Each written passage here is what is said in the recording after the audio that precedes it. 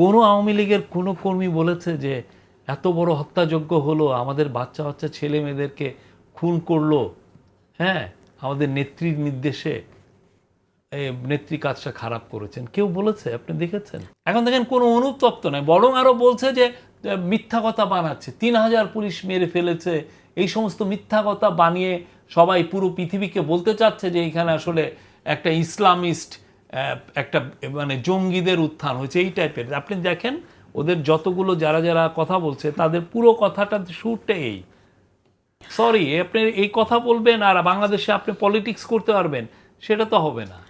বাংলাদেশের মানুষকে আপনি সমস্ত মানুষকে আপনি জঙ্গি বলছেন, একটা দুইটা না, পুরো বাংলাদেশের সমস্ত মানুষই তো এই আন্দোলনে ছিল, এই গণ অভ্যুত্থানে ছিল। প্রত্যেকটা বাচ্চা, একটা হিন্দু মেয়ে রিয়া গোপ কত 6 বছরের বাচ্চাকে মেরে ফেলেছে ওরা, তাকে বলছে সে জঙ্গি। আমরা হচ্ছে যে লিগ্যাল প্রসেসটা মেনটেন করছি। প্রথম কথা হচ্ছে যে তাকে আমি সাসপেন্ড করেছি, তার অ্যাক্টিভিটিসগুলো সাসপেন্ডেড। কেন সাসপেন্ডেড? যে তার পুরো লিডারশিপের আগে বিচারগুলো হোক। কিন্তু এটা তো ডক্টর মোহাম্মদ ইউনূস বলেননি। ডক্টর মোহাম্মদ ইউনূস বলেছেন নিরাপত্তার সাথে উই ডিড নাথিং, আমরা কিছু করিনি, এটা শুধুমাত্র নিরাপত্তার স্বার্থে। অবশ্যই নিরাপত্তার বিষয়ও আছে, ট্রায়ালের বিষয়ও আছে। নিরাপত্তা না, এরা দেখেন কোনো রিমোর্স নাই, কোনো রিগ্রেট নাই, কোনো সরি বলা নাই।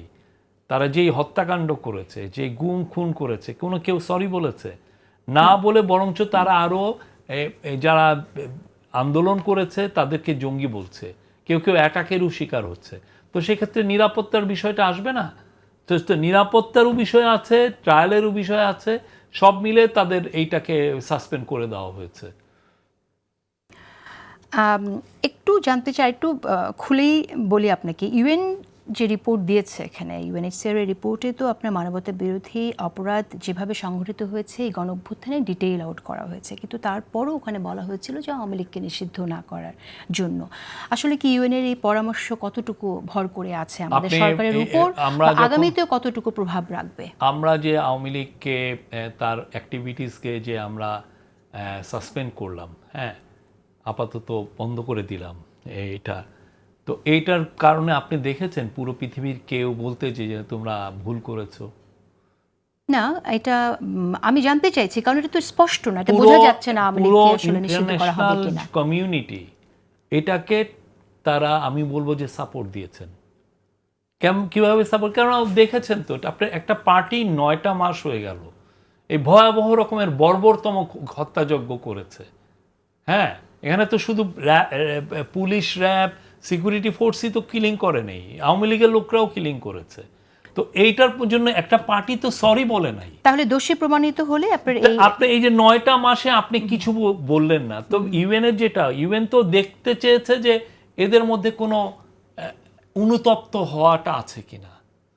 এখন দেখেন কোনো অনুতপ্ত নয়, বরং আরও বলছে যে মিথ্যা কথা বানাচ্ছে, 3000 পুলিশ মেরে ফেলেছে, এই সমস্ত মিথ্যা কথা বানিয়ে সবাই পুরো পৃথিবীকে বলতে চাচ্ছে যে এখানে আসলে একটা ইসলামিস্ট একটা মানে জঙ্গিদের উত্থান হয়েছে, এই টাইপের। আপনি দেখেন ওদের যতগুলো যারা যারা কথা বলছে তাদের পুরো কথাটা শুরুটা এই, সরি আপনি এই কথা বলবেন আর বাংলাদেশে আপনি পলিটিক্স করতে পারবেন, সেটা তো হবে না। বাংলাদেশের মানুষকে আপনি সমস্ত মানুষকে আপনি জঙ্গি বলছেন, একটা দুইটা না, পুরো বাংলাদেশের সমস্ত মানুষই তো এই আন্দোলনে ছিল, এই গণ অভ্যুত্থানে ছিল। প্রত্যেকটা বাচ্চা, একটা হিন্দু মেয়ে রিয়া গোপ কত 6 বছরের বাচ্চাকে মেরে ফেলেছে ওরা, তাকে বলছে সে জঙ্গি। গার্মেন্টসের আপনি 28 জন গার্মেন্টস তাকে বলছে জঙ্গি। ছেলে মেয়েরা সবাইকে, যারাই মারা গেছে তাকে আপনি জঙ্গি বলছেন, আর আপনাকে সবাই মানে কি বলে তাকে আদর করে এসে আপনি পলিটিক্স করেন। এটা নিশ্চয়ই বলবেন একেবারে না। সে জায়গায় স্পষ্ট করে জানতে চাই, তাহলে আপনারা নির্বাচন দিচ্ছেন, বিচারের একটা অগ্রগতি হচ্ছে, তাহলে বিচারের ব্যাপারে অগ্রগতি যেহেতু হবে, দোষী প্রমাণিত হলে আপনারা আওয়ামী লীগকে নিষিদ্ধ করে যাবেন নাকি এটা পরবর্তী সরকারের জন্য রাখবেন? এই যখন ট্রায়ালটা হলে অনেক কিছু বেরিয়ে আসবে। Awami League as a party তার রোলগুলো অলরেডি ইউএনের যে 127 পাতার রিপোর্টে অনেক কিছু এসছে। Awami League as a party তার কি রোল ছিল, কি কি পর্যায়ে ওরা কিলিং আচ্ছা করেছে বা তখন ইয়ে আসবে, করেছে আমরা তো জানি কি আসবে, সেগুলো সত্য আসবে, হ্যাঁ আমরা নিজে তখনই দেখেছি, আদালতই হয় এটা সবাই বলবে যে দেখেছে। এই পার্টিকে চিরতরে ব্যান করে দাও। এটা আদালতের প্রেরোগেটিভস, আদালত কি বলে, আচ্ছা। এবং পরবর্তীতে এটা সময় যাক সেটা বোঝা যাবে। ওকে, আমি ট্রুথ অ্যান্ড রিকনসিলিয়েশন কমিশনের কথাটা জানতে চাই। আপনারা বলেছিলেন যে জাতীয় ঐক্য গড়ে তোলার জন্য ট্রুথ অ্যান্ড রিকনসিলিয়েশনের কথা গঠন করা হবে। 1 মাসের বেশি সময় হয়ে গেছে, আপনারা বলেছেন এটা 11 মেতে আইন উপদেষ্টা ঘোষণা করেছিলেন। কি অবস্থা আসলে? দেখেন, ট্রুথ অ্যান্ড রিকনসিলিয়েশনের ক্ষেত্রে সবচেয়ে বড় যেটা হচ্ছে অ্যাডমিশন অফ গিল্ট।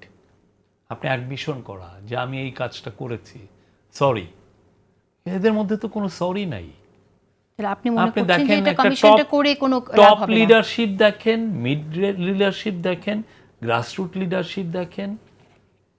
কোনো আওয়ামী লীগের কোনো কর্মী বলেছে যে এত বড় হত্যাযজ্ঞ হলো, আমাদের বাচ্চা বাচ্চা ছেলে মেয়েদেরকে খুন করলো, হ্যাঁ আমাদের নেত্রীর নির্দেশে নেত্রী কাজটা খারাপ করেছেন, কেউ বলেছে? আপনি দেখেছেন? তাহলে কি এটা না বললে আর রিকনসিলিয়েশন এখন আপনি রিকনসিলিয়েশন অন্যান্য দেশে যাই হয়, আপনি যদি সাউথ আফ্রিকা বা অন্যান্য দেশে দেখেন, একটা মিনিমাম তো আপনার অ্যাডমিশন থাকে। আপনার তো অ্যাডমিশন তো নাই। আমি তো যে বলবো না যে আসো তোমাকে আমি বুকে তো টেনে নিচ্ছি। আপনার তো একটা বলতে হয়। আপনি তো ভাবতেছেন যে আপনি ঠিক কাজটা করেছেন। আপনি যতক্ষণ আপনি বলবেন যে আপনি ঠিক কাজটা করেছেন, তা আমার পক্ষে কিভাবে আপনাকে আমি বলবো যে আসো রিকনসাইল করি। আচ্ছা, আমি একটু ইকোনমি নিয়ে কথা বলি। আমরা জানি যে আপনারা বলেছেন বিনিয়োগ সামিট হলো এবং তারপরে বেকারত্বের কমে যাবে এরকম কথা শুনেছি। গার্মেন্টসের থেকে শুরু করে অন্যান্য জায়গায় যে ঘটনাটি ঘটেছে, এখন আমরা দেখছি যে বেকারত্ব আসলে বেড়ে গেছে এবং বেকারত্ব বেড়ে যাওয়ার হার 4.60%। আসল কারণটা কি আসলে? সরকার আসল কেন কারণটা হচ্ছে বেকারত্ব আমরা কমাতে পারছে না? প্রথমবারের মতো স্ট্যাটিস্টিক্স গুলো ভালো পাচ্ছি। আমাদের আগের যে 17 বছরে শেখ হাসিনার 16 বছরে যে স্ট্যাটিস্টিক্স আপনি পেতেন, এটা ম্যানুপুলেটেড ছিল। তার মানে এখন আমরা যে স্ট্যাটিস্টিক্স দিচ্ছি, আমাদের গভর্নমেন্টে একটা বড় রিফর্ম হয়েছে যেটা কোনো পত্রিকায় তেমন একটা আসে নাই। সেটা হচ্ছে আমরা বাংলাদেশ ব্যুরো অফ স্ট্যাটিস্টিক্সকে ফুল অটোনমির মতো দিয়েছি। এর ফলে তারা কোনো গভর্নমেন্টের ইন্টারফিয়ারেন্স ছাড়া তারা স্ট্যাটিস্টিক্স তারা পাবলিশ করতে পারছে। বিনিয়োগ তো কমে গেছে, তাহলে এই যে চাকরির পরিমাণ বা হার বেড়ে যাবে, এটা মানুষ কেন বিশ্বাস করবে? আপনি স্ট্যাটিস্টিক্সের কথা বলছেন। আপনি বিনিয়োগটা তো বাড়ছে না, বিনিয়োগটা যেটা হচ্ছে বাড়ছে ঠিকই, বাট বাড়ার গতিটা অতটা বেশি না। হ্যাঁ, আর আপনি দেখেন ফরেন বিনিয়োগটা আপনি যেটা আপনারা যেটা বলছেন সেটা জুলাই সেপ্টেম্বরের যে কোয়ার্টারটা, যেটার মধ্যে বিপ্লবটা হলো বা গণঅভ্যুত্থান হলো, সেই সময়টা কম ছিল, একদমই কমে গিয়েছিল। পরের দুইটা আপনারা দেখেন, যেটা হচ্ছে অক্টোবর থেকে ডিসেম্বর, তারপর হচ্ছে জানুয়ারি থেকে মার্চ, এটা কিন্তু পিক আপ করেছে। আপনি ডেটাগুলো দেখেন, আমি নিজেই স্ট্যাটিস্টিক্সের স্টুডেন্ট, হ্যাঁ, ওইটাই কিন্তু পিক আপ করেছে। আর আপনি এই যে আজকেও তো এই যে আপনি মে মাসের পিএমআই, এইটা মে মাসের আপনি দেখেন, আমরা দেখছি যে ইকোনমি রিবাউন্ড করছে সব দিক দিয়ে, রিজার্ভ বাড়ছে, ব্যাংকিং সেক্টরের হেলথ অনেকটা বেটার হয়েছে। বিদেশি বিনিয়োগের অবস্থা অনেক খারাপ, সেই ব্যাপারটা আসলে বিদেশি বিনিয়োগের অবস্থাটা খারাপের রিফ্লেকশনটা হচ্ছে জাস্ট ওই জুলাই সেপ্টেম্বরের যে ফিগারটা, ওইটার কারণে আপনি মনে করছেন খারাপ, বাট বাকি দুইটা কোয়ার্টার আপনি যদি দেখেন খারাপ না। বাকি বিশেষ করে আশা রাখতে চাই অর্থনীতি ঘুরে দাঁড়াক, এই আশা রেখে শেষ করছি। অশেষ ধন্যবাদ আপনাকে সময় দেওয়ার জন্য। প্রিয় দর্শক, বিদায় নিচ্ছি আজ। দেখা হবে আবার আগামীকাল ঠিক রাত 10টায়। ভালো থাকুন।